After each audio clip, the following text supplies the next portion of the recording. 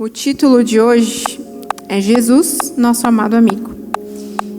Eu vou ler aqui o texto com vocês, Hebreus 4, do 14 ao 16. A minha Bíblia é a versão NVI. Ela tem um título que é Jesus, o grande sumo sacerdote. Diz assim: portanto, visto que temos um grande sumo sacerdote que adentrou aos céus, Jesus, o Filho de Deus, apeguemo-nos com toda a firmeza à fé que professamos, pois não temos um sumo sacerdote que não possa compadecer-se das nossas fraquezas, mas sim alguém que, como nós, passou por todo tipo de tentação, porém sem pecado. Assim, aproximemo-nos do trono da graça com toda a confiança, a fim de recebermos misericórdia e encontrarmos graça que nos ajude no momento da necessidade. Pode sentar. A minha reflexão hoje veio desse livro aqui. Provavelmente a maioria conhece, Manso e Humilde. É um livro que está bem hypadinho. O subtítulo dele é O Coração de Cristo para quem peca e para quem sofre. E eu vou ser bem sincera para vocês que quando eu comecei a ler esse livro, eu tive um pouco de dificuldade, porque eu achei ele muito denso. Então eu comecei a ler e eu parei. Eu li 1 ou 2 capítulos só, os capítulos são bem curtinhos, e eu parei de ler ele. Depois eu fiquei muito tempo com ele lá na nossa estante e um belo dia resolvi voltar, e eu voltei justamente no capítulo que é o que eu vou falar hoje, que é o capítulo 4, que ele fala sobre esse versículo, né? Hebreus 4, do 14 ao 16, principalmente o verso 15. E o que esse capítulo aborda?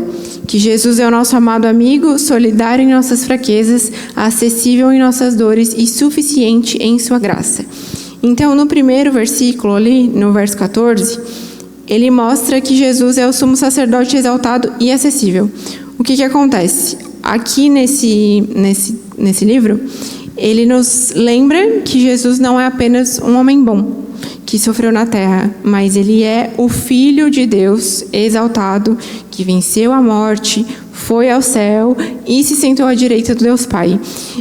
Mas, ao contrário dos líderes que a gente conhece, que muitas vezes a gente acompanha, né? Por exemplo, o Hernandes Dias Lopes, ou enfim, você pode acompanhar outras pessoas, são líderes que são distantes de nós. Eles não são acessíveis, eles não vão conseguir nos aconselhar, nos pastorear, mas ele mostra que Deus, né, Jesus, ele continua próximo. E nesse livro, ele diz que a glória de Deus não fez Cristo menos disponível, mas ainda assim disposto. Ele não é relutante em nos acolher. Ele é o mesmo ontem, hoje e sempre. E o seu coração no céu ainda pulsa por nós, pecadores e sofredores, como diz esse livro. No Antigo Testamento, só para contextualizar, caso você não lembra, o sumo sacerdote era aquele que entrava na presença de Deus no lugar do povo. Então, todos os anos, né, alguém escolhido por eles ia até a presença de Deus no lugar do seu povo, fazia sacrifícios, intercedia diante do Senhor, mas esse homem que era escolhido como grande sacerdote, como sumo sacerdote, ele era humano, ele era pecador, ele era limitado, e o seu trabalho tinha que ser feito todos os anos, né? Só que Jesus, ele é o nosso sumo sacerdote perfeito, como diz aqui em Hebreus. Ele não só entra diante de Deus, como ele nos leva com ele. Ele não só intercede por nós, como ele sofreu como nós. E ele não só conhece a nossa culpa, como ele levou a nossa culpa. Então ele não se cansa, ele não nos abandona e ele nunca falha. Aqui mostra que Cristo, ele é exaltado, mas isso não torna ele inacessível. Então, o fato de ele estar no céu não torna ele indiferente à nossa dor. Muito pelo contrário, ele reina com o coração solidário à nossa dor e com o coração de ternura. Depois, na segunda parte, ele fala sobre o coração solidário de Jesus. Ali diz: pois não temos um sumo sacerdote que não possa compadecer-se das nossas fraquezas, mas sim alguém que, como nós, passou por todo tipo de tentação, porém sem pecado. Então, dos 3 versículos, esse, o 15, ele é o centro da passagem, porque aqui mostra que o coração de Jesus, ele não apenas simpatiza com a nossa dor, mas ele se compadece da nossa dor. A palavra grega que é traduzida para compadecer, ela comunica uma empatia ativa, uma empatia íntima, ou seja, ele não nos observa à distância, mas ele entra na nossa dor. Tanto que fala: antes foi ele tentado em todas as coisas, à nossa semelhança, mas sem pecado. Então, ele foi tentado, sentiu fome, cansaço, se sentiu sozinho, se sentiu abandonado, rejeitado, mas, acima de tudo isso, ele não pecou por conta de tudo isso. Então, por isso, ele se qualifica como o nosso grande sacerdote, sacerdote perfeito, que não está distante da nossa dor, mas como alguém que compreende porque ele venceu a dor por nós. Em outros textos, assim como Isaías 53:3 diz: homem de dores que sabe o que é padecer. Ou João 11:35, que fala onde Jesus chorou, porque mesmo diante da morte de Lázaro, mesmo sabendo que ele iria ressuscitar, ainda assim, ele se solidarizou com a dor humana de quem estava sofrendo ali. A gente pode comparar Jesus como um médico, não que simplesmente chega e te dá uma receita de uma medicação para a sua doença, mas como alguém que também passou pela doença assim como você. Então, ele sabe perfeitamente o que vai ser bom para você, o que vai te curar, o que vai te fazer bem. Diante disso, como a palavra diz que ele se compadece das nossas fraquezas, eu trouxe 3 exemplos de encontros que revelaram a ternura, a graciosidade de Jesus e a disposição do seu coração em ajudar e não rejeitar. O primeiro exemplo é da mulher adúltera, que está em João 8, do 1 ao 11. Qual é o contexto? Provavelmente vocês conhecem, uma mulher que foi exposta publicamente pelos seus pecados, cercada por homens que estavam com pedras nas mãos e que queriam apedrejá-la. E pediam condenação por ela, E o que Jesus faz? Ele não levanta a voz, ele espera, ele se abaixa e ele desarma quem estava acusando ela. Ele pergunta: quem não tiver pecado, que atire a primeira pedra. E depois ele fala com ela, ele tem uma proximidade, algo íntimo. Ele fala com ela: ninguém te condenou, então nem eu te condeno, vá e não peques mais. Ele teve um contato com a mulher. E qual é a lição que a gente tira desse primeiro caso? Que Jesus não encobre o pecado, mas ele acolhe a pessoa. Então ele olha nos olhos da mulher, e em vez de pedras, ele oferece o perdão e oferece o recomeço para essa mulher. O segundo caso é de um dos leprosos, que está em Marcos 1, do 40 ao 42. O contexto é um homem que é isolado, rejeitado, impuro, considerado impuro pela sociedade, pela doença que ele tem, e que não podia ser tocado por ninguém. E nesse contexto, o que Jesus faz? No verso 41 diz que ele é movido de compaixão. Então, antes de curar o leproso, ele toca o leproso. E depois ele diz que ele quer curar o leproso e ordena para que ele fique limpo. Então, a aplicação que a gente traz aqui é que antes de remover a dor física, ele remove a solidão daquele homem. Porque como ele tinha doença, naquela época ele precisava ficar isolado. Então Jesus, aqui mostra, que Jesus toca onde ninguém quer ou ninguém pode tocar. Ele restaura primeiro o coração do leproso, para depois se restaurar o corpo, a saúde física. E no terceiro caso, é o caso de Pedro, quando ele nega Jesus. que está em Lucas 22, 61. E qual é o contexto? Pedro nega Jesus 3 vezes, depois chora amargamente. E o que Jesus faz em cima disso? Primeiro, em Lucas, diz que ele olha para Pedro no momento da negação com um olhar de compaixão e não um olhar de condenação. Em João, conta que ele aparece na praia, prepara um café da manhã e o chama pelo nome. E depois ele faz a pergunta 3 vezes se ele ama Jesus. Então ele tem 3 chances de reafirmar o amor dele por Jesus. E depois Jesus faz um pedido, Pede que ele apacente as suas ovelhas. Então, ou seja, no caso de Pedro, teve uma restauração completa da vida dele. Nesses 3 exemplos, o que a gente pode tirar? Que quando a gente fracassa, Jesus não nos exclui. Ele nos convida a recomeçar. Os 3 casos que nós temos aqui são casos de recomeço.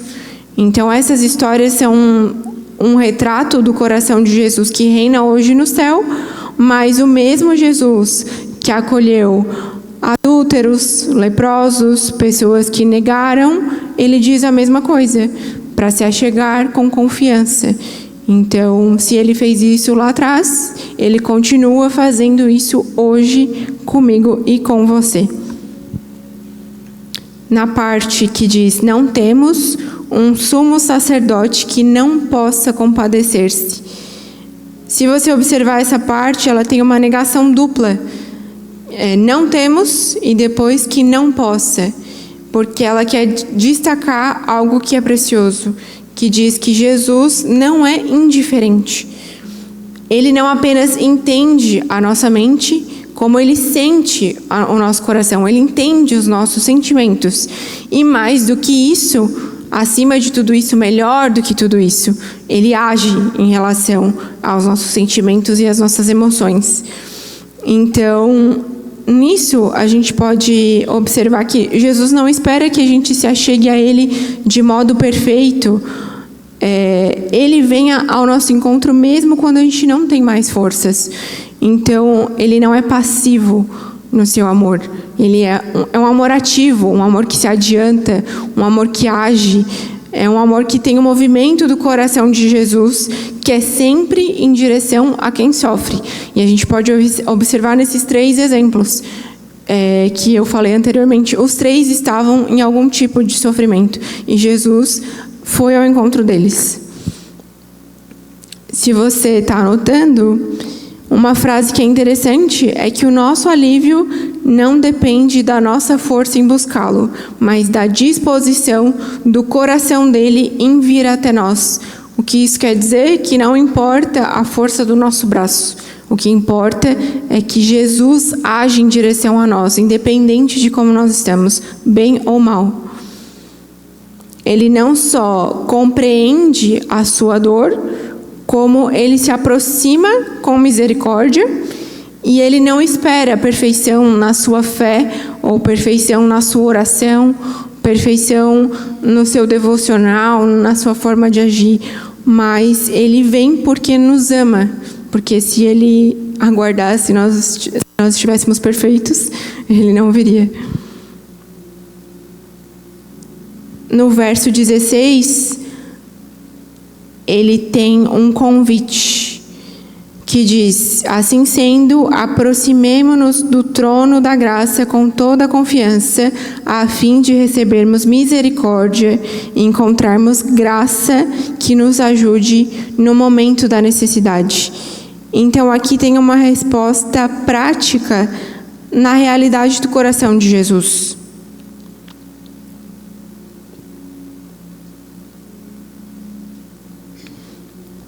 Ou seja, ele pede que você tenha confiança ao se aproximar. Esse trono não é um trono de julgamento, mas um trono de graça. A frase que ele diz, com toda confiança, com ousadia, nos mostra que não é um convite tímido. É um chamado afetuoso de alguém que te conhece, que te ama profundamente, de um amigo fiel. Tanto que em outros versículos, assim como Mateus 11, 28, diz: vinde a mim todos os que estão cansados e sobrecarregados. Depois vem Romanos 8, 34. Ele intercede por nós. Nós recebemos a misericórdia e nós encontramos a graça que nos ajude no momento da necessidade. É o que diz o texto. Ou seja, ele nunca chega tarde. Voltando ali, né? No momento, que nos ajude no momento da necessidade. Então, ele sabe exatamente quando nós precisamos do socorro.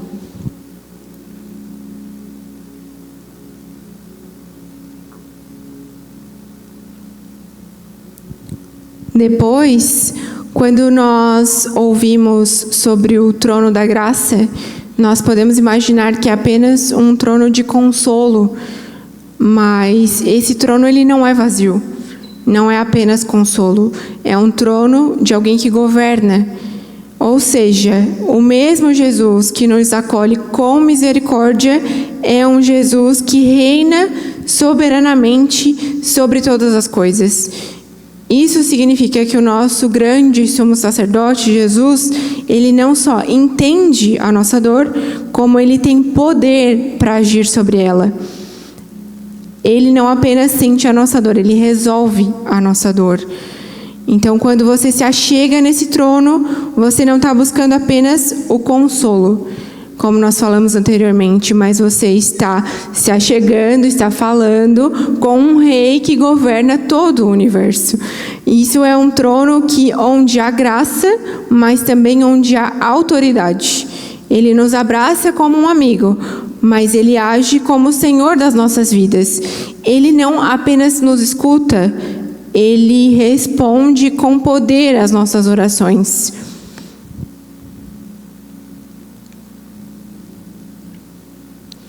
E esse trono da graça, ele só se tornou acessível porque houve alguém que abriu o caminho, que foi Jesus.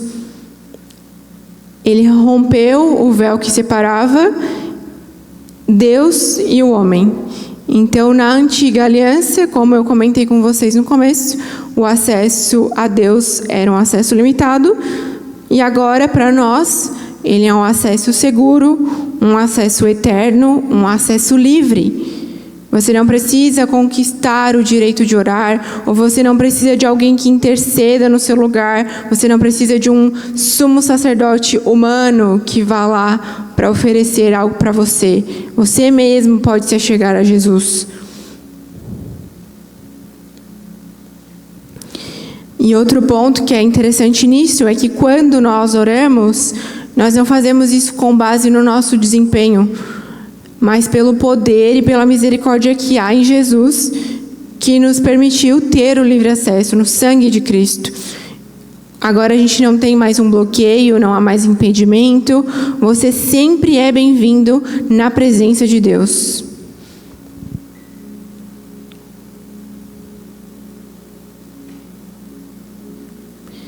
Depois, no capítulo 4 do livro, o autor ele descreve Cristo como gentil, aberto, acessível, terno e acolhedor para com os pecadores e sofredores. Então, nessa teologia, é uma teologia totalmente relacional, profundamente relacional. Ele não é apenas o seu Salvador, como ele também é o seu amigo. João 15:15 diz: já não vos chamo servos, mas amigos. Algo que é interessante, abrir um parênteses aqui, sobre essa questão de rejeição e emoção. A dor da rejeição, ela ativa a mesma parte cerebral da dor física. Então, quando uma pessoa ela se sente rejeitada por alguém ou por alguma situação, ela realmente pode sentir uma dor física, não só emocional. E Cristo entende isso porque ele também foi rejeitado. E ele nos dá a aceitação, o acolhimento e a dignidade que nós precisamos.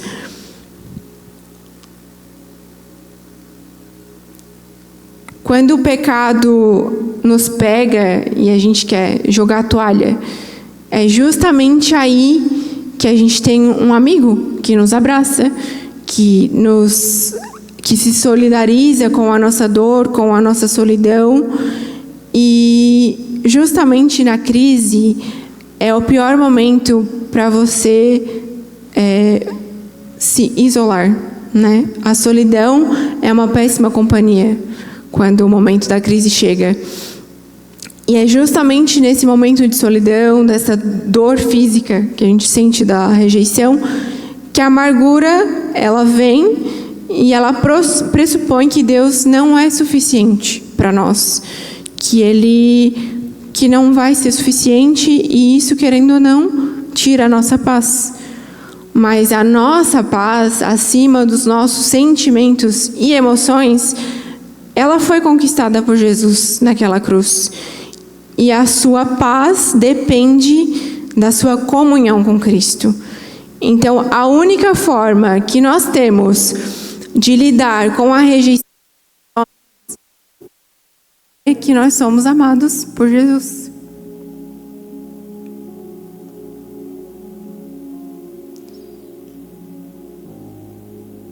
E aí vem o ponto: como é que eu sei que eu sou amado por Jesus?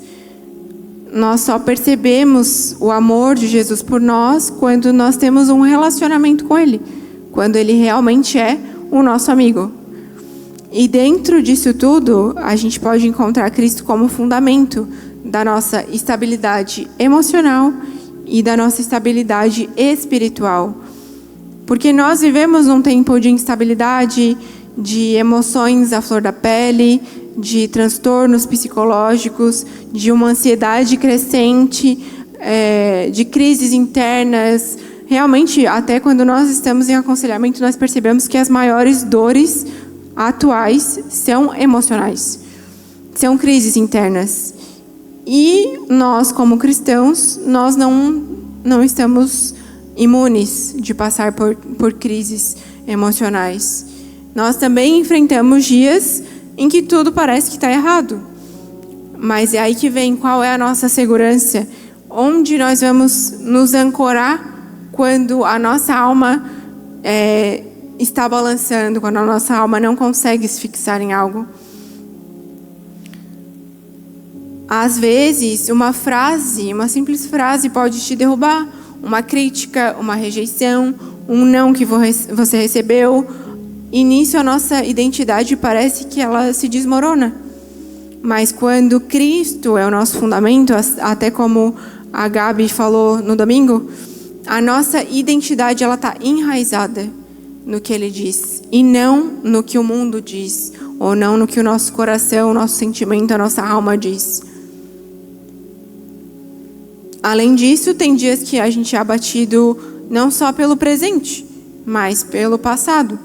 Culpa, vergonha, traumas, ou pelo futuro, medo do que ainda vai vir, né? Mas o trono onde Cristo está é um trono de graça. Então, Ele oferece uma paz, como nós falamos anteriormente, que guarda o nosso coração, onde nós podemos estar fixados em Jesus. E é nesse momento que a gente pode ver Cristo como a nossa âncora. Mas por que a gente pode ver isso? E aí são 3 pontos que eu trouxe, dentro de diversos que nós encontramos na Bíblia. Mas eu trouxe 3. E se você estiver anotando, se quiser anotar, o primeiro ponto: Ele não muda com o tempo. O segundo ponto: Ele não se afasta quando falhamos. E o terceiro ponto: Ele não nos ama menos nos dias difíceis. Como eu falei anteriormente, que a nossa paz, ela depende da nossa comunhão com Jesus e não do controle das circunstâncias, até porque nós não temos controle sobre nada. Como o Vitinho falou no começo, a gente não sabe do dia de amanhã, não sabemos como estaremos. Então, nós precisamos ter uma segurança, e a nossa segurança é Cristo. Ele é a nossa rocha quando tudo está afundando ao nosso redor. Ele é estável quando os nossos sentimentos e as nossas emoções não são estáveis. Ele é a nossa âncora. Nisso tudo você pode até balançar, mas você não vai ser levado pelas águas, porque a sua âncora é o coração de Cristo. Nisso, nós podemos colocar 4 aplicações práticas desse texto. O primeiro ponto, quando nós nos sentimos sozinhos, Jesus sabe o que é a solidão. Mateus 26:56 fala sobre quando todos o abandonaram, então ele nos compreende quando a gente se sente sozinho. O segundo ponto de aplicação prática é quando nós nos sentimos tentados, ou seja, ele foi tentado, mas ele venceu. E agora ele intercede por nós como alguém que também entende o caminho pelo qual a gente passa. A terceira aplicação é quando nós somos rejeitados. Ele foi rejeitado pelos homens e ele nos mostra que a sua aceitação ela é plena, ela é inabalável e ela é suficiente. E o quarto ponto é quando nós estamos cansados da vida, porque ele é o nosso amigo que não desiste de nós, mesmo quando nós mesmos desistimos.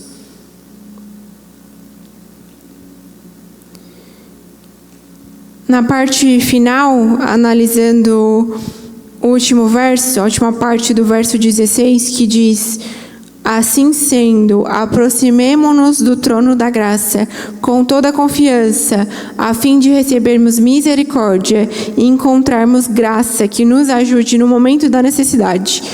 Pontuando, quando ele diz para achegar-se, é para se aproximar, estar em comunhão com Cristo. Com confiança, ele quer que você tenha liberdade, que você tenha ousadia como filho de se achegar a ele. O trono da graça é um lugar de bondade, de autoridade, de poder, de cura.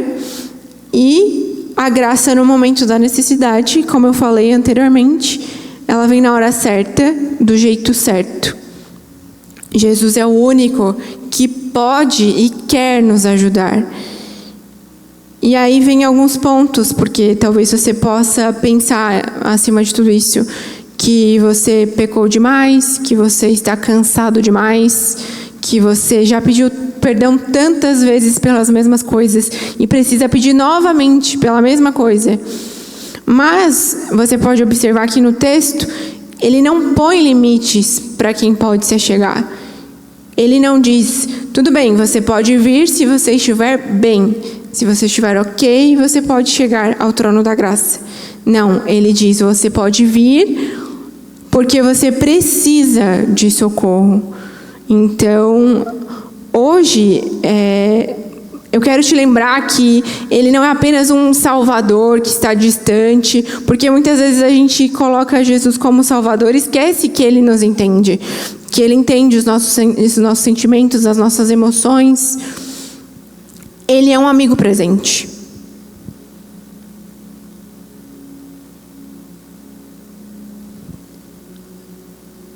Então, eu quero te incentivar a não se esconder, não fugir. A graça no trono de Deus. Não lute sozinho. Procure amigos, procure lideranças. Vá com confiança ao trono da graça, porque lá há socorro, há misericórdia. É o lugar perfeito para você encontrar tudo o que você precisa.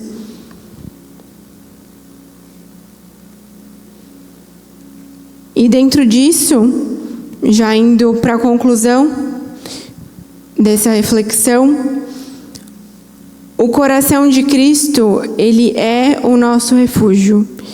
Então, a mensagem de Hebreus 4, do 14 ao 16, como eu disse, ela não é só uma doutrina, ela é totalmente relacional, ela é totalmente afetiva.